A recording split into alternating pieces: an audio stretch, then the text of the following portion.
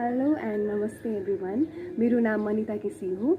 अहिले चाहिँ हामी सबैजना विश्वमा नै कोभिड-19 को महामारीबाट गुज्रिरहेको अवस्था छ र यो समयमा सबैजना हामीहरू आफ्नो घरमा बसेर योग अभ्यासहरू अथवा आफूलाई मन लागेको कामहरू आफ्नो इम्पोर्टेन्ट वर्क्सहरू घरबाट नै गरिरहेका छौँ र यही समयमा नै मैले चाहिँ आफूले गरेको योग अभ्यासहरू मैले कसरी गरेँ, कसरी सुरु गरेँ भन्ने कुराहरू यहाँहरू समक्ष सेयर गर्नको लागि एउटा युट्युब च्यानल खोलेको छु। त्यसको नाम योग विथ मनिता रहेको छ। आशा छ यहाँहरूले मेरोमा भएको भिडियोहरू हेरेर like, comment, share and subscribe गरेर माया दिनुहुन्छ भन्ने मैले अपेक्षा राखेको छु। धन्यवाद। म शीर्षासना कसरी गर्ने भन्ने कुरा अब सुरु गर्न गइरहेको छु। सबैभन्दा सुरुमा शीर्षासना गर्नुभन्दा अगाडि हामीले वार्मअप गर्नुपर्छ है। डिरेक्टली नै हामीले कुनै एक्सर्साइज नगरिकन डिरेक्टली हामीले शीर्षासना गऱ्यौँ भने चाहिँ हाम्रो बडी रेडी पनि भएको हुँदैन र हामीलाई इन्जुरीहरू हुने चान्सेस बढी हुन्छ। त्यही भएको भएर कि वार्मअप गरिसकेपछि अब हामी शीर्षासनाको लागि रेडी भएको छौँ र यसमा चाहिँ हाम्रो शीर्षासनामा बडी वेट अब शीर्षासना भन्ने बित्तिकै शिरमा टेकेर उभिने भनिए तापनि शिरमा भन्दा बढी वेट चाहिँ हाम्रो यो फरआर्म्सहरूमा बढी पर्ने भएको भएर हामीले यसलाई पनि राम्रोसँग पोजिसन गर्नु पर्यो। टाउकोको पनि फर्स्टमा पोजिसन मिलाउनु पर्यो, त्यसपछि मात्रै बडी लिफ्ट गरेर हावामा चाहिँ उभिने भन्ने हुन्छ है। अब कसरी हुन्छ त यो भनेर देखाउन गइरहेको छु है। सबैभन्दा सुरुमा चाहिँ हामीले हाम्रो यो जुन फोरआर्म्स छ यसलाई जमिनमा राम्रो तरिकाले एउटा प्लेस राख्नुपर्छ, ब्यालेन्स तरिकाले। अब सुरुमा यो राख्ने बेलामा हामीले ध्यान दिनुपर्ने कुराहरू भनेको के छ भने सबैभन्दा सुरुमा स्टार्ट गर्ने बेलामा फर्स्टमा हामी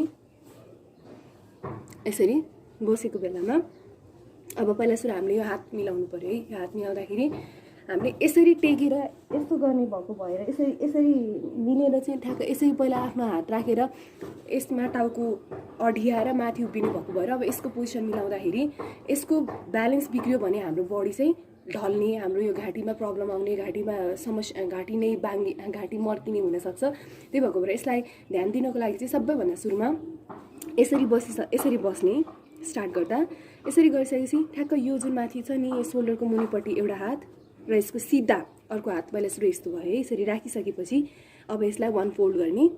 वान फोल्ड गर्दाखेरि हाम्रो कुइनो चाहिँ जमिनमा आउँछ है। यो कुइनो जमिनमा आइसकेपछि अब यो कुइनो हामीले राखेको ठाउँ ठिक्क छ कि छैन भन्ने कुरा हामीले याद गर्नुपर्छ है। यो यसरी हामीले राख्दाखेरि होइन, यसरी हामीले अब स्टार्ट गर्दाखेरि यो कुइनो यसरी धेरै टाढा भएको भन्ने हुनु हुँदैन, यसरी टाढा भएको हुनु हुँदैन र यसरी नजिक भएको पनि हुनु हुँदैन कि।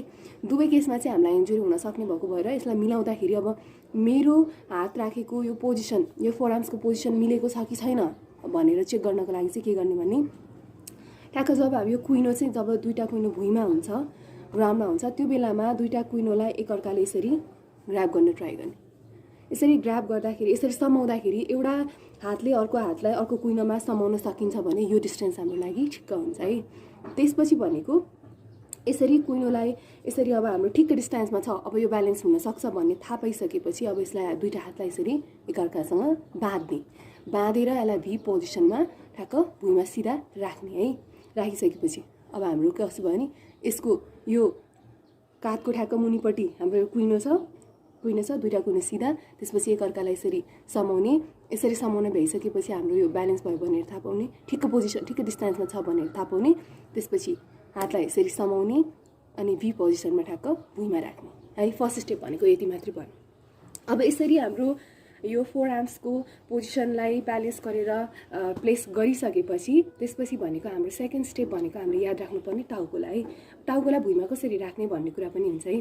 धेरैजनाले चाहिँ के गर्नुहुन्छ भने हामीले यसरी राख्दाखेरि यसरी टाउको टेक्दाखेरि चाहिँ कतिले यसलाई यसरी यस्तो माथि राख्नुहुन्छ, कसैले यसरी राख्नुहुन्छ, कसैले अलिकति भित्र अलिकति बाहिर। उहाँहरूले यो चाहिँ ठ्याक्क राखेको पोजिसन चाहिँ बिग्रेको कारणले गर्दा पनि हामी लड्ने हुन्छ कि।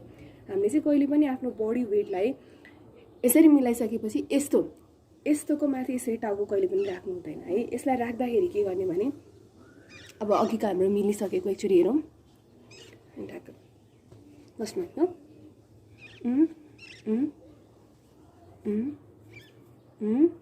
यो यहाँसम्म हामीले गऱ्यौँ है फर्स्ट स्टेपमा। यो गरिसकेपछि टाउकोलाई यो जुन हाम्रो तालुको पार्ट छ फ्ल्याट पार्ट, यो तालुको पार्टलाई जहिले पनि भुइँमा नै पुरै ग्राउन्डमा नै सुताउने। त्यसपछि यसरी राखिसकेपछि यो जुन पछाडिको हाम्रो यो पछाडिको यसरी सिधा राखिसकेपछि यो पछाडिको भागलाई मात्रै हाम्रो यो हातले चाहिँ यसरी समात्न मिल्ने गरी, जुन हाम्रो यो हातमा यो फ्री थम्सहरू छ यसले ठ्याक्क यसरी नै समात्न मिल्ने गरी राख्ने है, ठ्याक्कै यसरी टाउकोमाथि चाहिँ नराख्ने। अब यति भइसकेपछि हाम्रो सेकेन्ड स्टेप पनि सकियो है। हामीले हाम्रो यो फोर आर्म्सलाई राख्न सक्यौँ, राम्रोसँग ब्यालेन्स गरेर राख्यौँ, त्यसपछि हाम्रो यो टाउकोलाई राख्यौँ। यो राखिसकेपछि अब थर्डमा के गर्ने भने अब म यता गरेर देखाउँछु है। यो भयो, हामी यहाँसम्म छौँ। फोर आर्म्सलाई भइसकेपछि टाउको राख्यौँ, त्यसपछि लिफ्ट गरेर खुट्टा थोरै थोरै बेन्ड गरेर वार्मअप गर्ने पहिला। यो गरिसकेपछि अब यो खुट्टालाई यसरी, अर्को खुट्टालाई पनि यसरी नै राख्नको लागि भनेर चाहिँ हावामा राख्नको लागि यो खुट्टा यसरी लिफ्ट गरिसकेपछि सुरुमा यसलाई हिपलाई पछाडि सट्ट उठाएर अर्को खुट्टा पनि माथि लिएर आउने र यसरी गर्दाखेरि हिप चाहिँ सबैभन्दा माथि खुट्टा फोल्डको स्टेजमा हुन्छ। यसलाई भनेको टप पोजिसन भन्छ। सुरुमा हेड स्ट्यान्ड गर्दाखेरि चाहिँ यो पोजिसनमा कम्फर्टेबल भइसकेपछि मात्रै हामीले आफ्नो खुट्टा लिफ्ट गर्नलाई ट्राई गर्छौँ। त्योभन्दा अगाडि गऱ्यो भने चाहिँ हामी लड्न सक्छौँ। अब यसमा ब्यालेन्स भएर अडिन सकिसकेपछि खुट्टा बिस्तारै माथि लैजाने।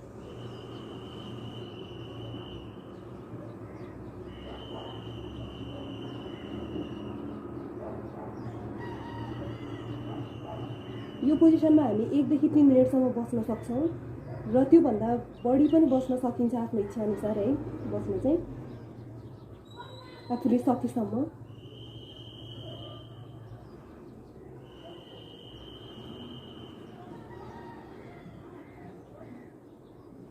र अब तल झर्नको लागि चाहिँ